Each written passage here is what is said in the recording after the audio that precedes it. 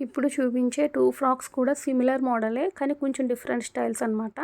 అంటే లైట్‌గా చిన్న చిన్న డిఫరెన్సెస్ అనేవి ఉంటాయి. నేను ఎక్స్‌ప్లెయిన్ చేస్తాను మీకు.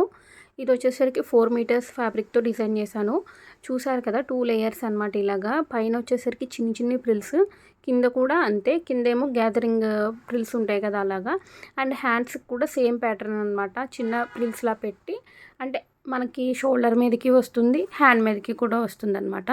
చాలా సింపుల్‌గా అంటే నెక్ కూడా స్క్వేర్ నెక్ ఇచ్చాను. తర్వాత బ్యాక్ కూడా స్క్వేర్ నెక్కే థ్రెడ్స్ ఇచ్చాను. అది కూడా చూపిస్తాను.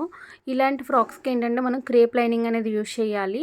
అంటే బాడీ పార్ట్‌కి కాదు, కింద బాటమ్ పార్ట్‌కి చెప్తున్నా. బాడీ పార్ట్‌కి వచ్చేసరికి కాటన్ ప్లస్ ఇది కూడా క్రేప్ కూడా యూజ్ చేస్తే చాలా బాగుంటుంది.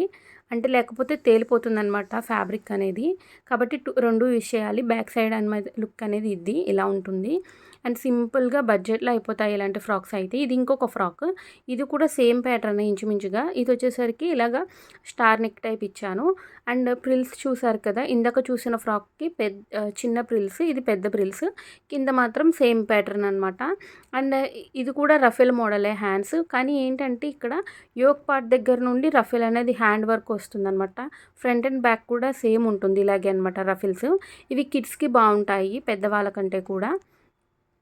అలాగే మన ఛానల్లో ఇంకా చాలా వీడియోస్ అనేవి ఉన్నాయి. కస్టమైజేషన్ చేసిన ఫ్రాక్స్ అవి చూపిస్తూ ఉంటాను.